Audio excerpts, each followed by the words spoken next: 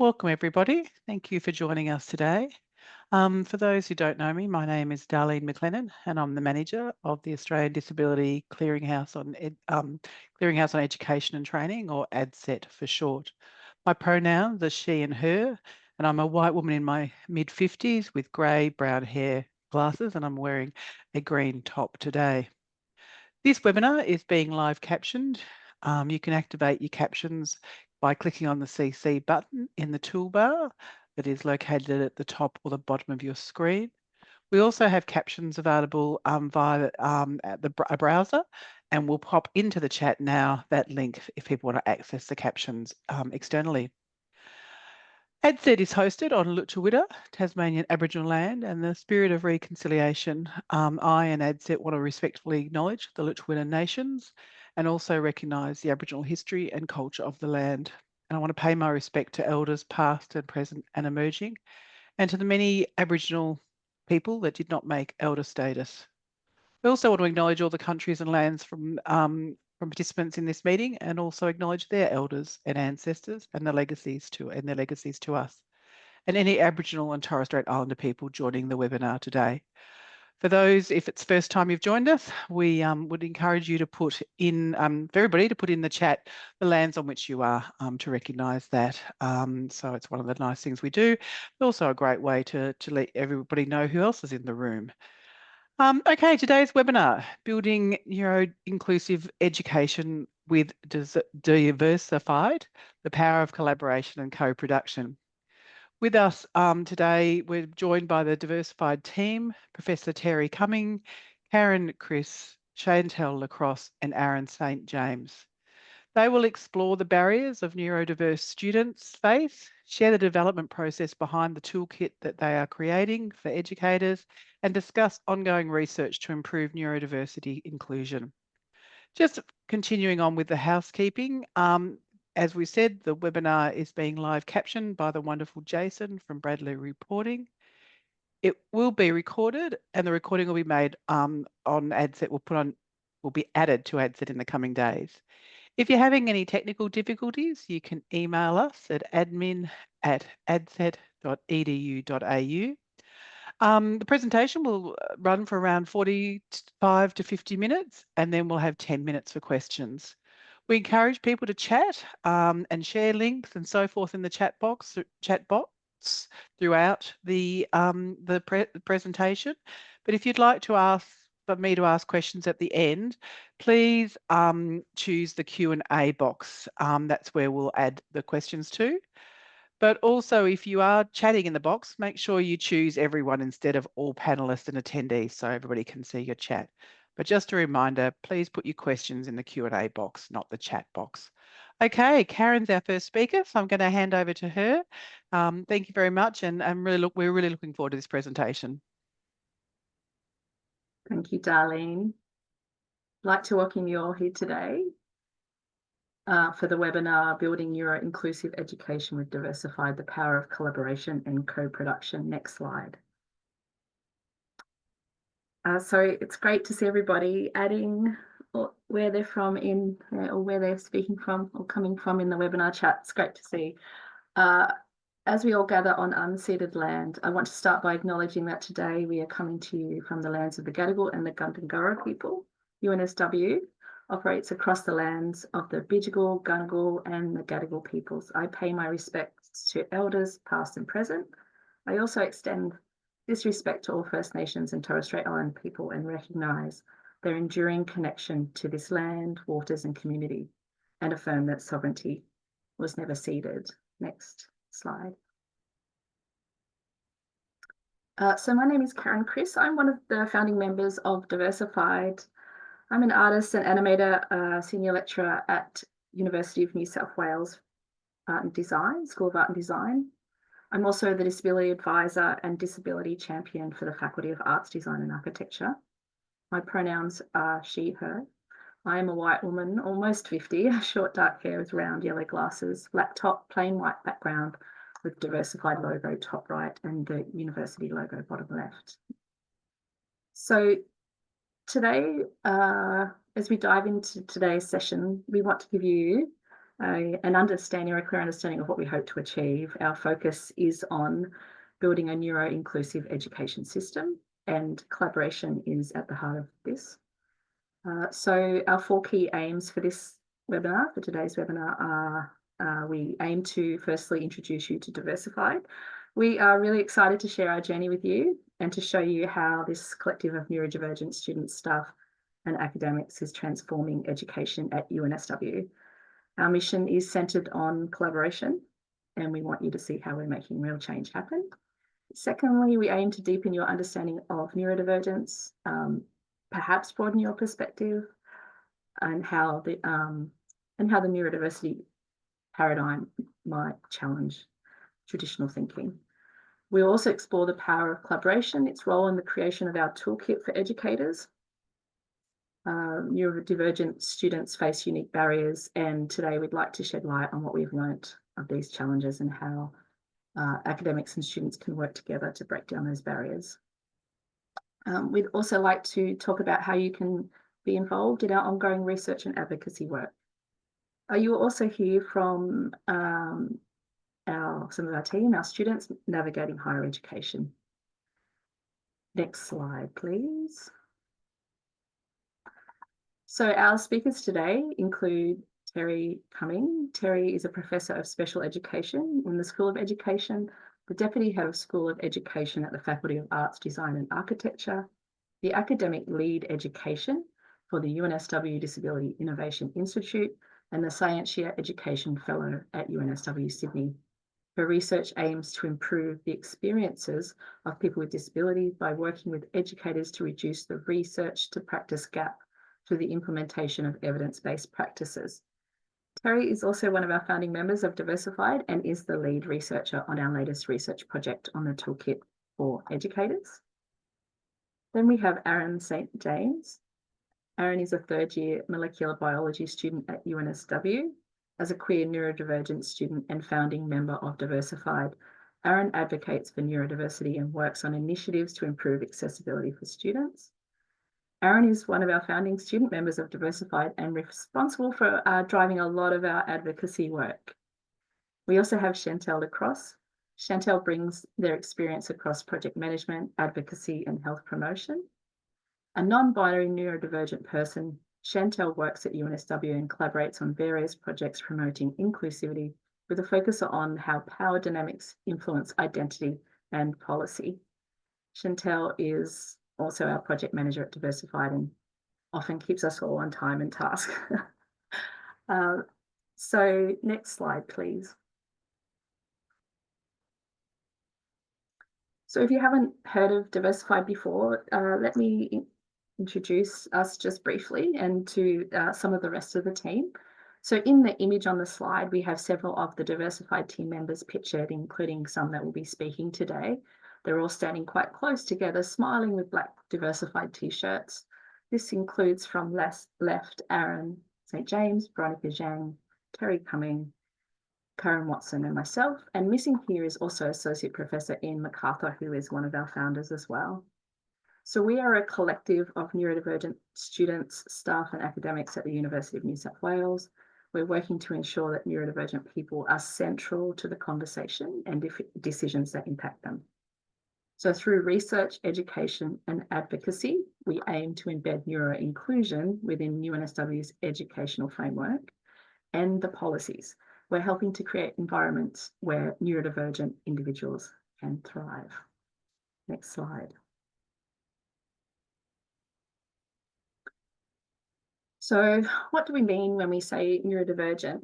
So at Diversified, we recognise that there are natural variations in how people think, learn, process information, and this includes individuals that may identify as autistic, ADHD, dyslexic, or who might live with Tourette's, OCD, epilepsy, anxiety, learning differences.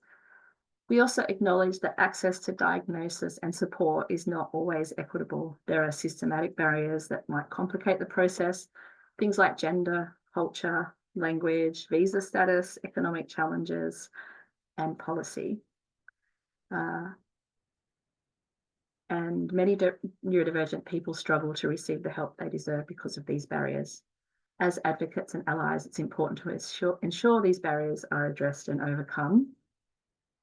So that's why we advocate for equity, so all neurodivergent individuals can access the resources that support them, whether they have a diagnosis, whether they choose to disclose it publicly or not, or are only at the beginning of their journey to understand their neurotype. So we believe disclosure is a deeply personal choice. It's important to remember that neurodivergent people make meaningful contributions, whether their identity is disclosed or not. Neurodivergent individuals don't need to fit into a mold or reveal their diagnosis to validate their impact in their communities, workplaces, or classrooms. Now I'll pass over to Aaron. Next slide, please. Thanks, Karen. So we believe that embracing and celebrating the diversity of human minds is key to creating environments where every community member is understood, respected, and supported to thrive. That's why we use a strengths-based language when discussing neurodivergence and frame this under the neurodiversity paradigm. Now, the neurodiversity paradigm, cited by Walker 2012, challenges outdated norms and emphasizes the societal barriers, not individual differences, are what disable neurodivergent individuals.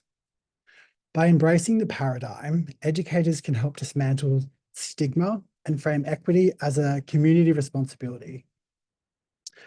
The concept of neurodiversity reflects a pivotal shift from viewing neurological differences through a medical lens to understanding them within a social context. It sees neurodiversity as a biological fact, representing the infinite variations in neurocognitive functioning. We recognize the importance of understanding neurodiversity as a complex, multifaceted concept that requires nuanced approaches in research and advocacy.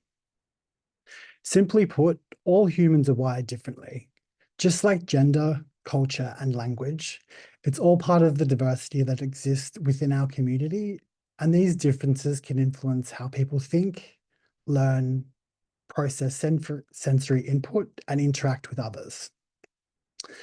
Neurodiversity is rooted in the social model of disability, which shifts the focus from individual deficits to societal barriers.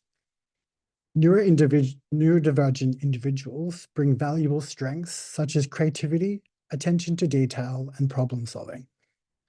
However, traditional education systems often fail to recognize these strengths.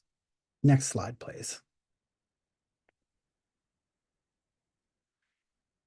While neurodiversity celebrates the variation in human minds, neurodivergent students often face multiple barriers that are often outside the educator's control. Lack of access to healthcare, cultural stigma, financial constraints, and systemic inequities. Even someone's gender or visa status can make an impact. These barriers not only delay support, but can also exacerbate the challenges faced by neurodivergent students in educational settings. For example, rigid learning environments, inflexible deadlines, and traditional teaching methods don't adapt to the way we think and process information, forcing us to adapt to them. Sensory and cognitive overload can make even the simplest task feel overwhelming.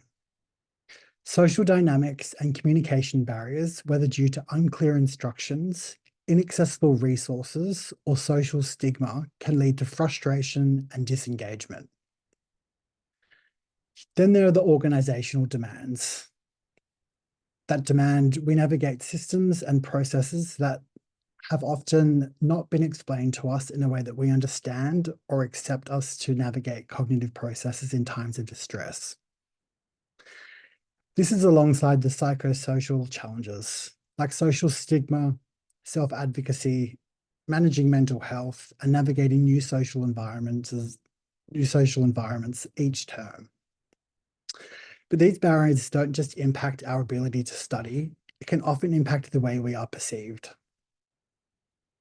We're often seen as difficult, disruptive, or disengaged students, unable to adapt to the adult learning environment, when in reality, it's the environment that fails to adapt to us.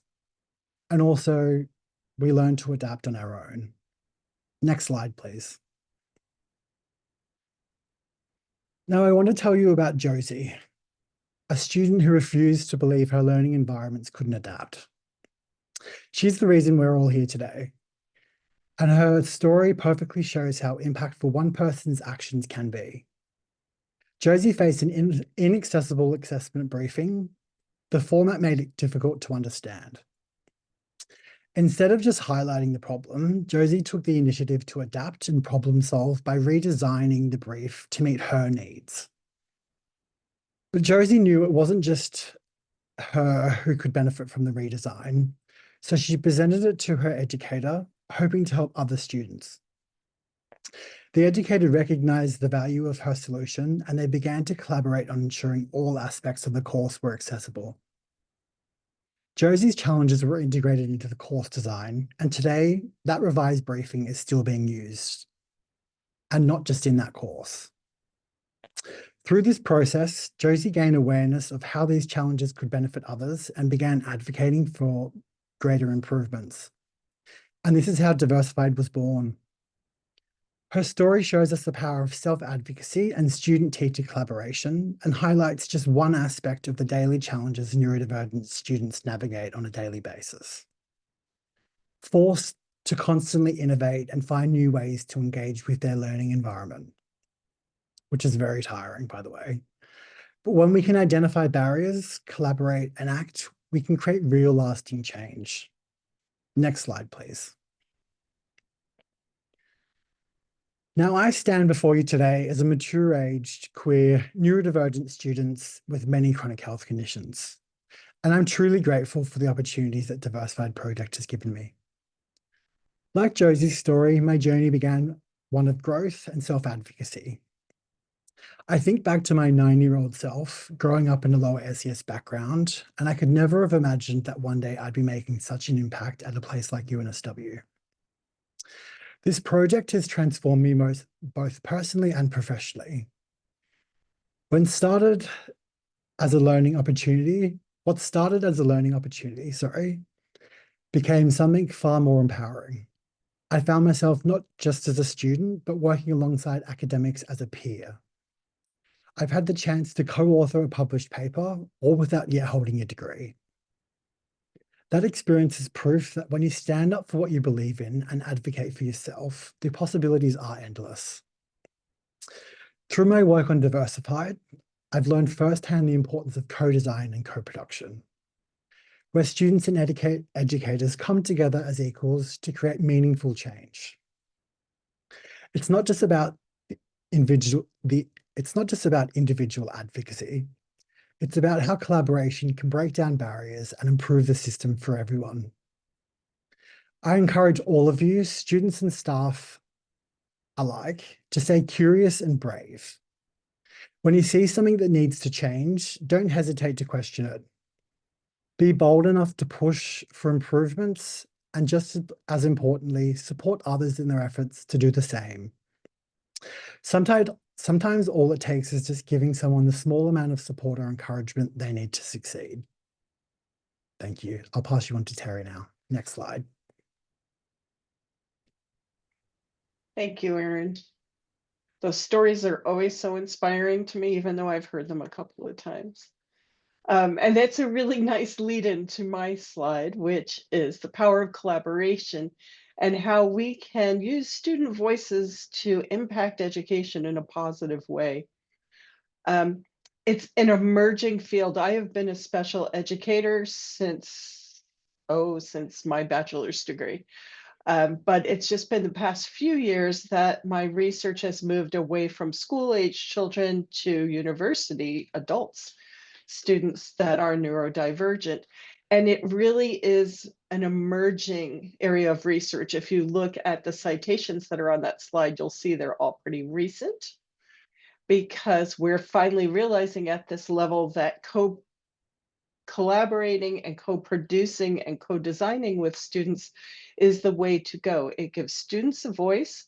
It allows us as educators to help those students overcome those challenges, but also it makes us better educators. I have, besides all of the other benefits of Diversified, for my own personal benefit, having that feeling of belonging and fitting in with a group, but also I've learned so much from working with all the different people, students and staff that are in the group. I identify as neurodivergent myself, but the other thing to realize is they always say it about many different disabilities, but if you've met one neurodivergent person, you've literally met one neurodivergent person.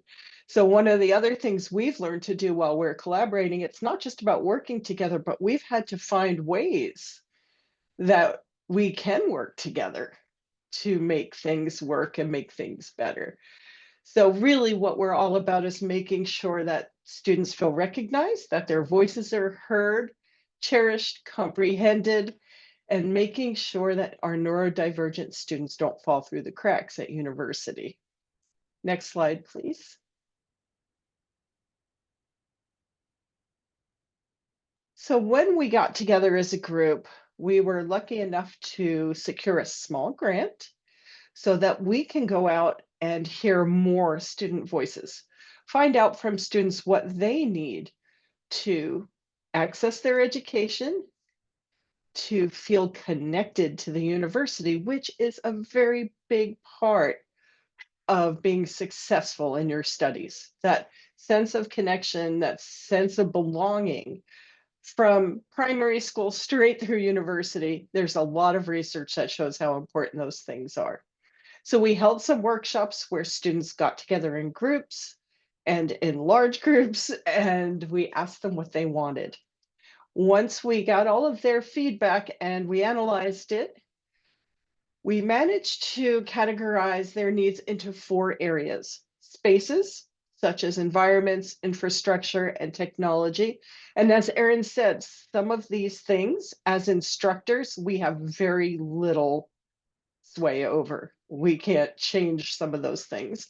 Administration and processes, student identity and culture, and staff and academic culture. So we broke these down into other levels. Like I said, we as instructors cannot do a lot about the systemic things, except we can advocate to have those changed. And then the next level down was faculty and school, and then course and instructor, which is something that we can look at and make changes immediately. The other ones are things that we will continue to advocate and work on. Next slide, please.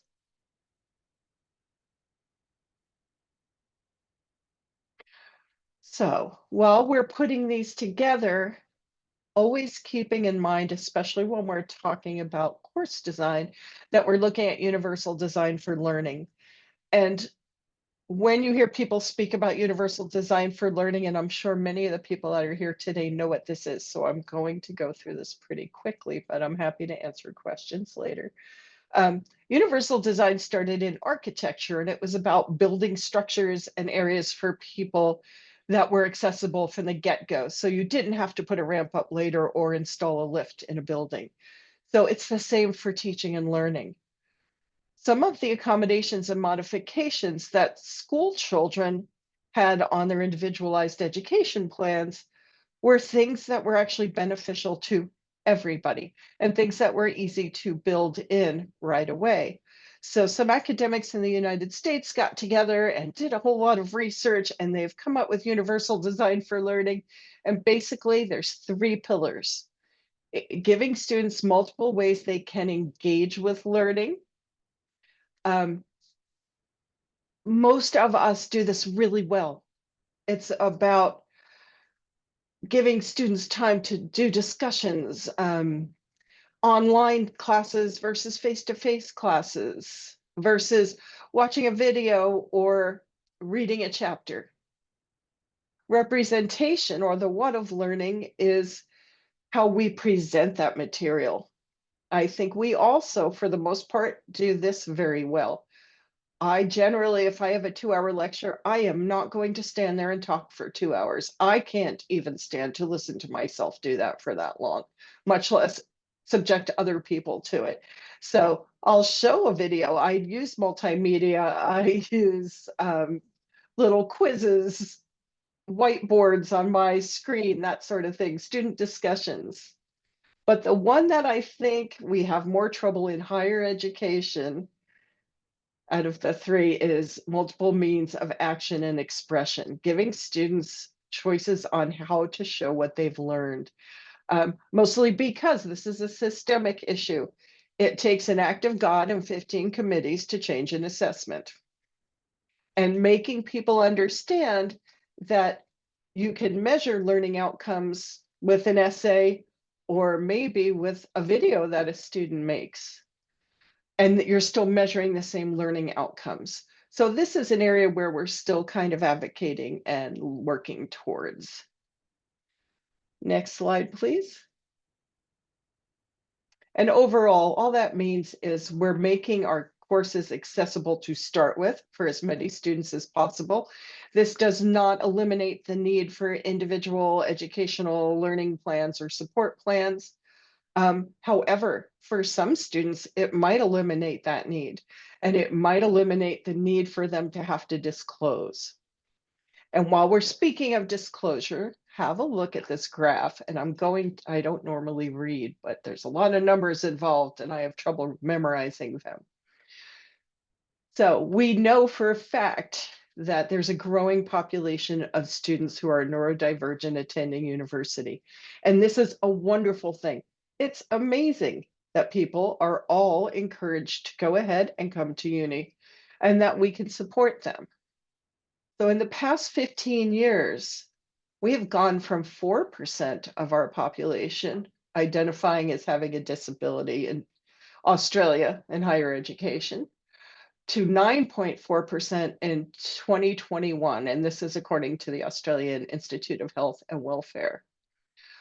But these students are also more likely to consider dropping out and more often rate their educational experience less positively than their non-disabled peers. Here at UNSW at the beginning of term 1 of this year, we had 1,900 students enrolled in the educational learning program. Of these, 53% are neurodivergent.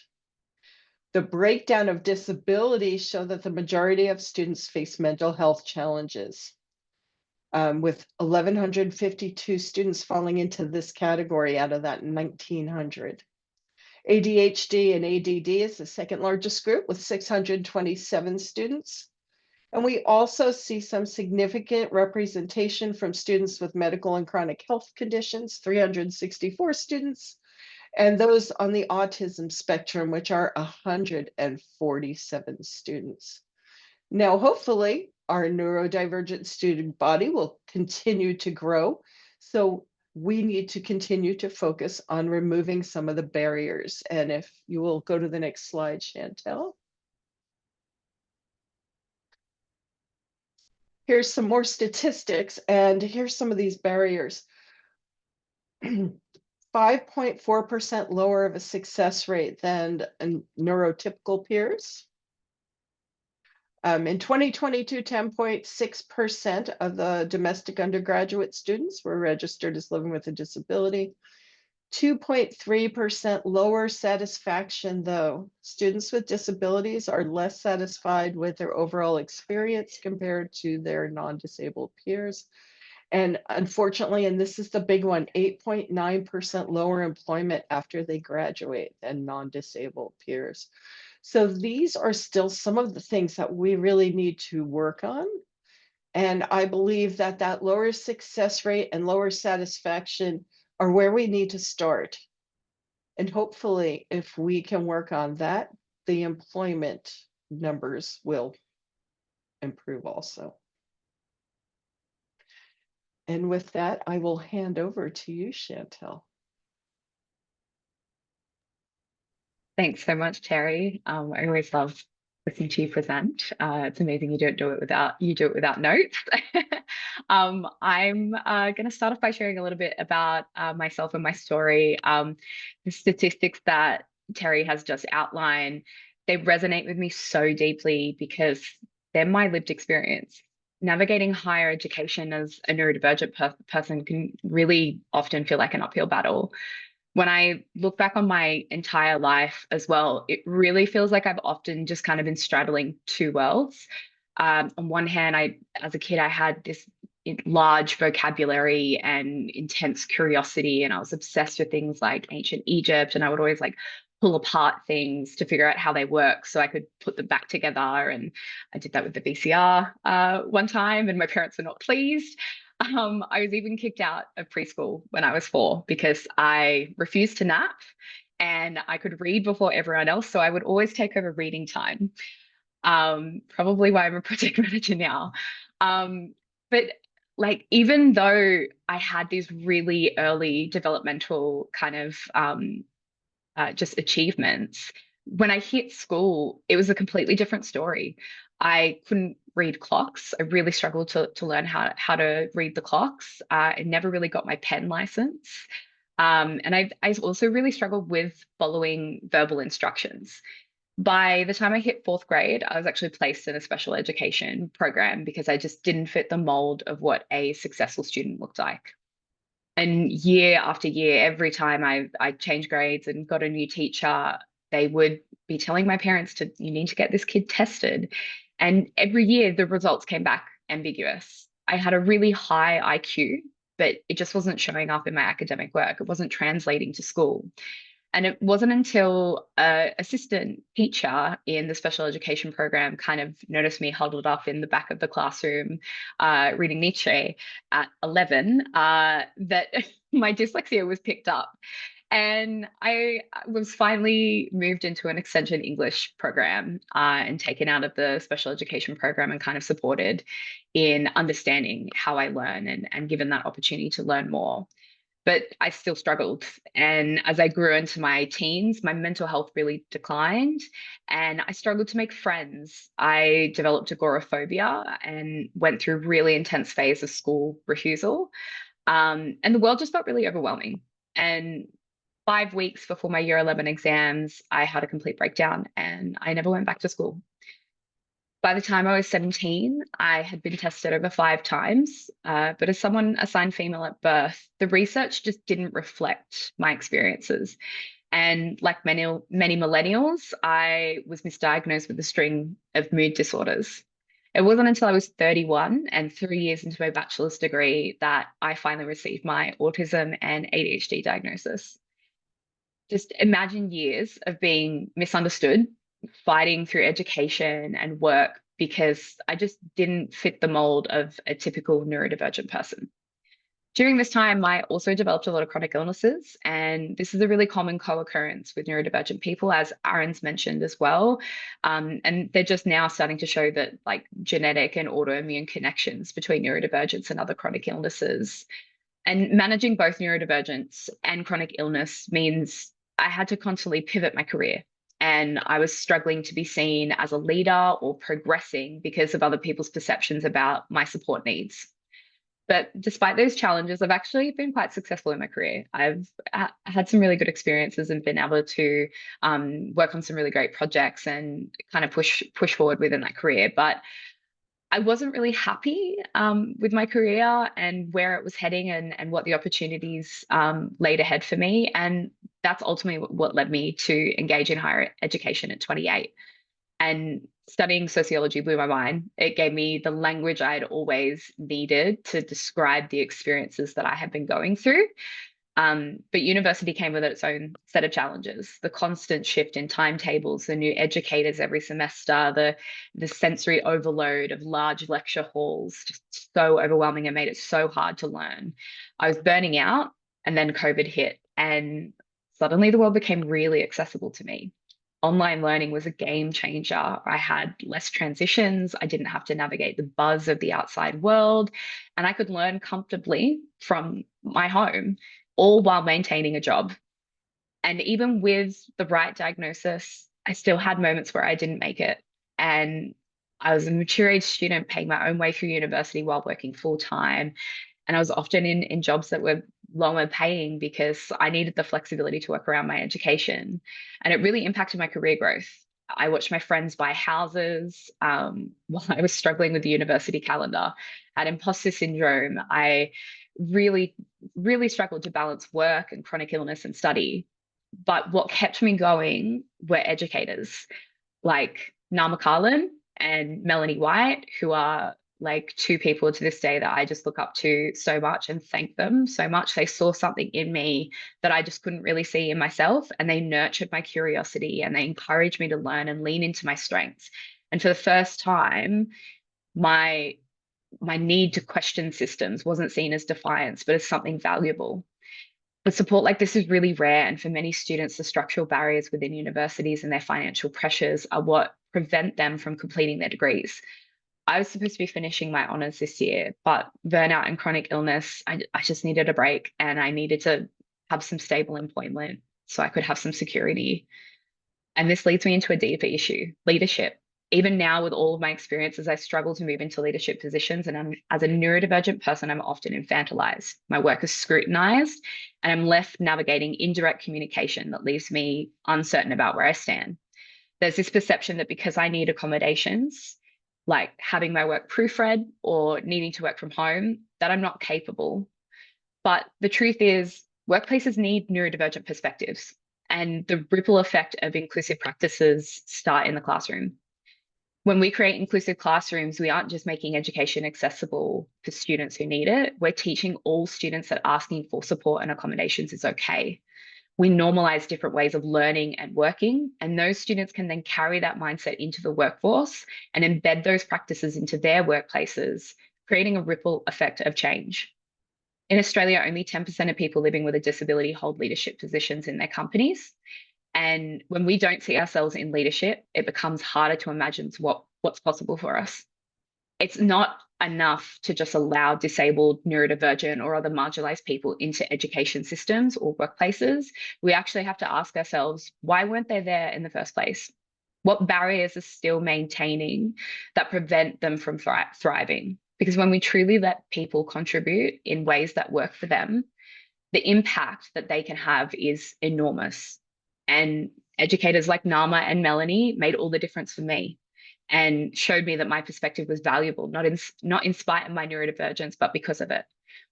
Universities may not be able to fix every systemic issue, but by embedding inclusive practices, they can normalize diverse approaches to learning and work.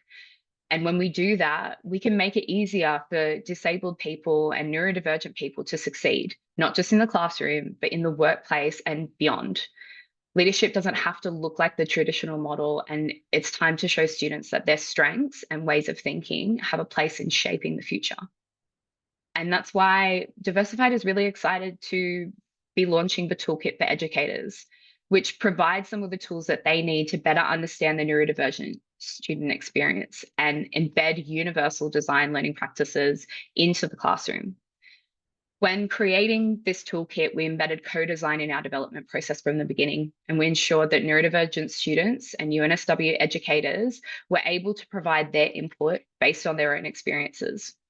What started off as just a checklist has now evolved into a comprehensive toolkit that provides educators with a step-by-step guide on how they can implement our toolkit into their course design and delivery. And also, it includes videos designed to deepen their understanding of neurodivergence and gain vital context into the impact that these changes could have on neurodivergent students' educational experiences through interviews with our own UNSW neurodivergent community. The toolkit includes 5 checklists. It also has an implementation roadmap and 6 supporting videos. These resources provide educators with clear, actionable steps for creating more inclusive classrooms, while also deepening their understanding of neurodiversity and the student experience, as mentioned, through these video series. But the implementation plan makes it easier for them to implement it into their practices. Our checklists cover 5 topics that all impact the inclusive practices of education, from inclusive curriculum and design, accessible course delivery, neurodivergent student engagement, assessment and feedback, and also class environment and sensory considerations. Our supporting video series was, on a personal note, actually really emotional for me to be a part of. I was able to access this neurodivergent community that I kind of didn't know was there, and the students that we met, I know Aaron has had some incredible experience as well. We both get really emotional just being able to see others out there and seeing them thrive and seeing what they're contributing to our community. And it's just so amazing that we're able to uplift those voices and make sure that we're providing the student experience and the student perspective to educators, because it's often not able to be shared. There's not a lot of avenues for that to happen apart from, end of year surveys. We'll be releasing our toolkit for educators before the end of the year. But before we release it, we'll actually be recruiting for participants in our upcoming research project to look into UNSW educators' perceptions around neurodivergence and the design and implementation of inclusive teaching practices that we've outlined in our toolkit. We're really excited to release it to the public and to get more insight into how people are finding these resources. And I'm also really excited to be making sure that educators are getting the support that they deserve, because they give us as students so much support. And I'm incredibly grateful for the teachers that really just put in that effort and make such a huge difference into our learning experience as students. That's pretty much it in terms of our webinar, but we do want to open up to questions from the room, and we really encourage you to submit your questions in the chat. I know we also have some pre-submitted ones, but we do just want to leave you with understanding that by advocating for yourself and others, you actually have the power to really create meaningful, lasting change. So if you're finding that you're kind of always waiting, you're trying to battle the institution, don't wait, because we didn't. And it's been really, really beneficial for us. And if you'd like to stay up to date with Diversified and what we're doing, and also make sure you get notified when we do release our toolkit, you can scan the QR code to sign up to our newsletter. And I also know it's going to be put in the chat as well. So thank you so much for your time today. And Darlene, I'll hand it to you. Thank you, Chantel, and thank you, Karen, Aaron, and Terry. That was absolutely fabulous. I think you can experience the love on the screen. We're getting lots of claps and lots of love hearts popping up, which is fabulous. And there's also been some great chat throughout, which I've noticed Aaron and a few have been engaging in, so that's wonderful. One of the questions we answered, which I've put into the answers and hopefully people see it, was the data sets. So it's very exciting. We've actually received the data around students with disability not long ago from 2023, which is unusual. We normally get it years later. So the department have been really good in sharing the student data, so which is great. And there's also been some work with the Australian Access, the Australian Student Equity Centre based at Curtin, and they've put a paper which I've put in as well. So a couple of the questions that have come through. Someone said, I'm a huge advocate for flexibility in assessment, but obviously there's a trend, tends to be very hard to get across to the powers that be, the fairness argument often gets in their way. And any suggestions from your experience? Sorry, I haven't asked this question very well. Sorry, I was trying to kind of cut it down and made it longer in the way. Anyway, so as a huge advocate of flexibility in assessments, due dates, forms, modes, obviously this tends to be very hard to get across to the powers to be. Fairness arguments often get in the way. Any suggestions from your experience on how to tackle this? Anybody want to? Kind of often, well, we kind of certainly use the equal playing field often, but yeah, so Terry? Well, I think it starts at the beginning of a course, because I just start my course that way. And I've always had to do it. I was a high school teacher for 20 years, so it's just something that I've always included in the culture of teaching and learning in my classroom, whether it was a school classroom or higher ed classroom. There is no arguments about that. It's not about fair. It's about everybody getting fair. Is everyone getting what they need? The same thing as you're saying. It's that thing that we're always saying, the picture of people looking through the fence or standing on the boxes or a fish trying to climb a tree. We've seen all the little memes and the ways to illustrate this. And I think it's I think that part of it's getting easier. I think that as a society, we're realizing this more, which is great. But yeah, I make that very clear from the beginning. But also, I tend to offer everybody the same kind of, it's part of that universal design for learning. I tend to offer everyone the same modifications or accommodations. And we now have a short extension policy here at UNSW, which is really nice because students just can elect to get a short extension. Whereas people with ADLP might need longer, and that's fine, but everybody has that chance. Yep, excellent. Now, one of the regular questions, one of the questions has been around the release. And I suppose, yeah, it's kind of, we got so excited when we saw this coming that we couldn't wait for the release. We wanted you guys to present, you all to present as quickly as possible. So, so the dates, I suppose, we certainly will continue to promote this resource, and we'd love to, you know, we'll certainly be having links all over our website and providing information, because I think it's going to be such an asset to the sector. We So appreciate that, but because we're researching it and there's a self-efficacy before and after, yep, we don't want to release it until we've collected the self-efficacy data. And then once we do, we can release it outside of UNSW at the same time as we release it to UNSW. yeah, That's fine. We absolutely want brilliant. it to get out there and be useful for people. That's the Yep. whole reason. Yeah, We'll be starting our recruitment in November as well, and then we'll release it once recruitment closes, kind of mid-December. Yeah, no, that's Christmas great. present for everyone. Yay!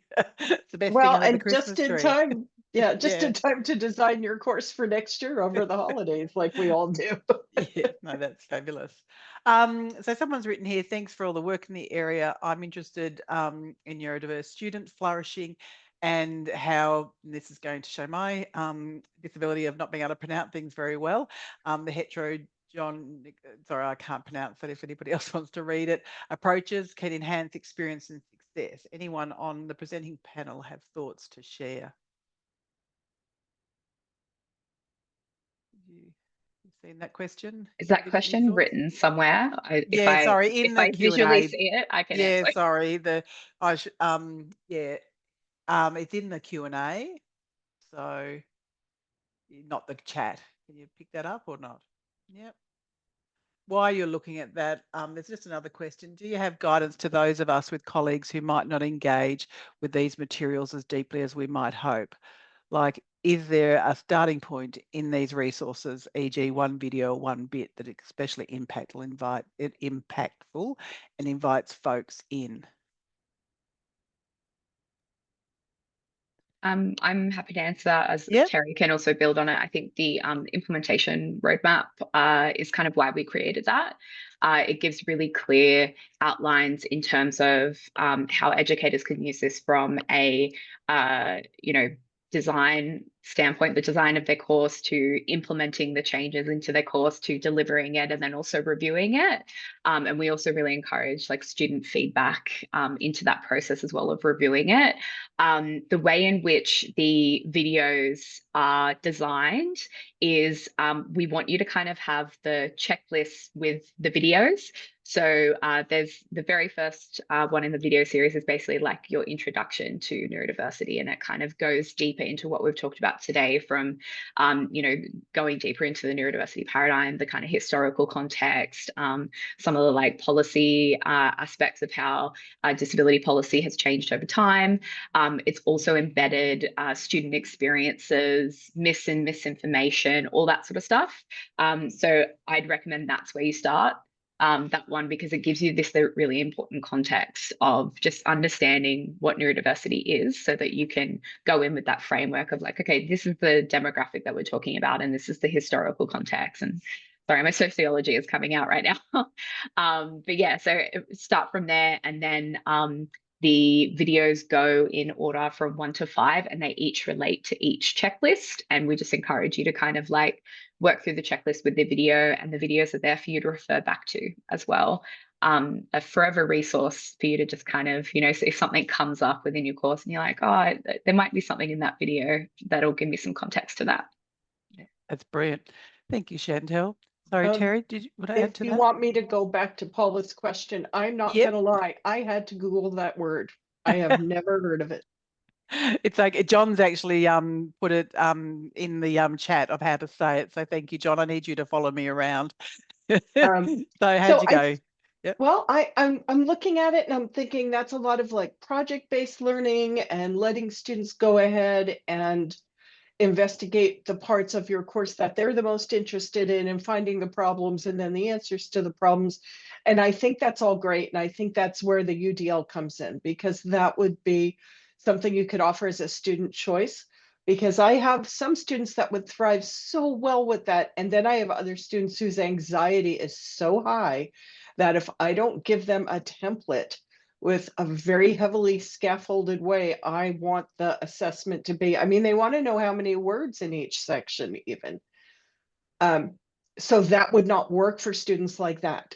So, and it just points to the great variance in our neurodiversity as human beings in general.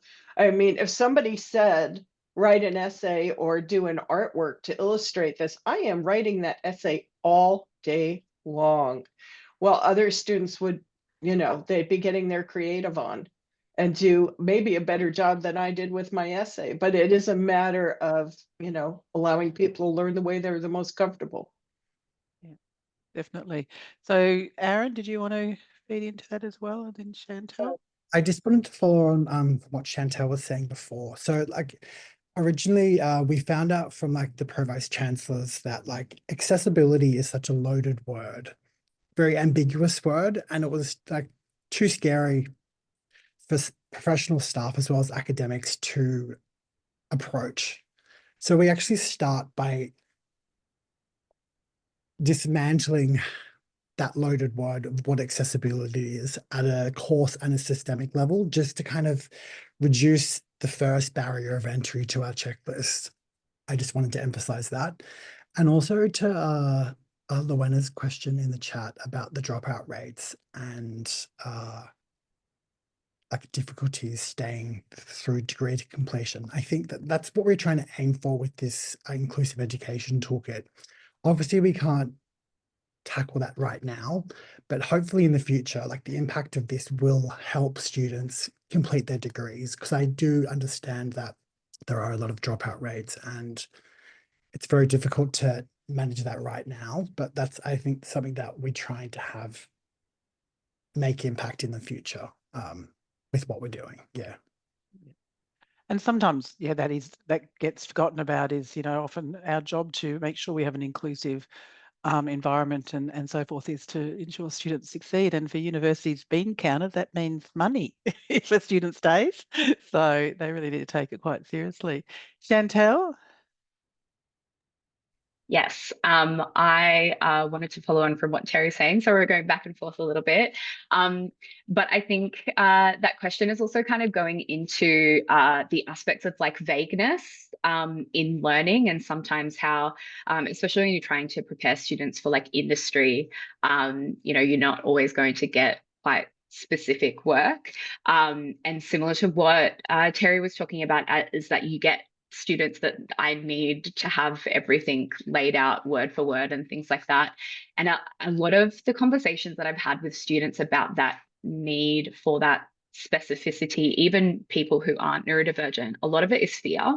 A lot of them are going into an adult learning environment for the very first time, and they're dealing with a lot of responsibility, and they're dealing with a lot of kind of like social aspects and demands that they haven't had to navigate before. And there's a lot of fear of doing it wrong, especially when you have international students whose like literal grades are reliant on them staying in the country and actually completing their degree within a specific amount of time. And that also leads to a lot of neurodivergent students who are international getting into that burnout because they have to like have a heavy load. They can't study part-time. They can't have those kind of accommodations. And I actually really like this question now that I process it a little bit more, because my friend did her master's on vagueness within teaching, and she's a film studies educator, and talked about the kind of entry into industry and navigating that with neurodivergent students. From an autistic perspective, I love the opportunity to try something different and to do something out of the box. However, in order for me to feel confident in my ability to do that, I need to have really clear parameters, and I need them to be explained to me in quite a very specific way that is quite accessible to me. Not so much in a way that is limiting, but just more so setting expectations, because also I think a lot of autistic people, and probably a lot of ADHD people, go a little too hard, and we put a lot of pressure on ourselves to kind of do the most. And can end up setting too high expectations. And so a lot of the times that kind of need of how many words, like, does it need to be double spaced? How many citations do I need? What specific aspect, like being able to implement vagueness and variabilities and that kind of self-determined learning of, I choose what topic that I get to delve into within this specific area, can be really empowering, especially with people who have demand avoidance. But making sure that you're providing a bit of structure and clear expectations can also really help making sure that students aren't setting themselves up for fail or burnout, or kind of going down a rabbit hole that's completely in a different direction, and clear structure really helps. Yeah, that's great. Definitely. All right, we just had probably one other question we've got a quick moment for is, I'm guessing that all of these possibilities are all available for people having a diagnosis. How can this framework help for people who identify as being neurodiverse but don't have a formal diagnosis? Anybody want to tackle that one? Well, that's really the whole point of universal design for learning. Yeah.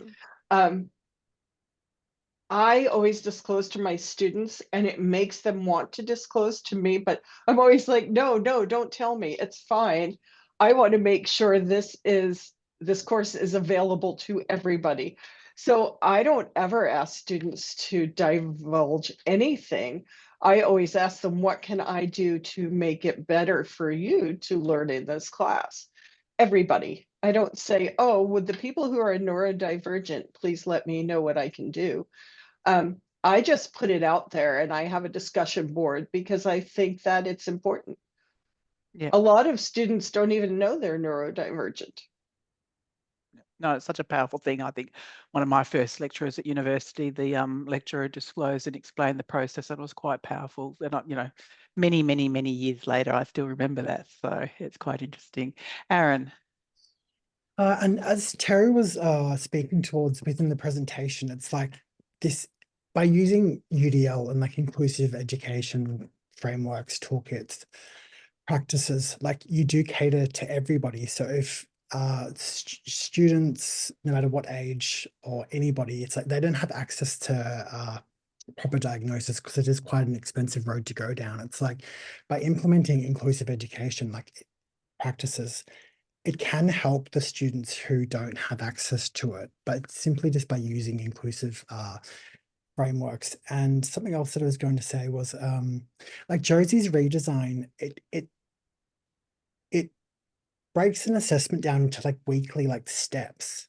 And it's like by using that kind of framework for an assessment, like that can help every student, no matter if they disclose or if they have a formal diagnosis. It helps every student. So it's like this can help mitigate those non-disclosed, or the students who may feel they are neurodivergent but don't have access to diagnosis as well. So yeah.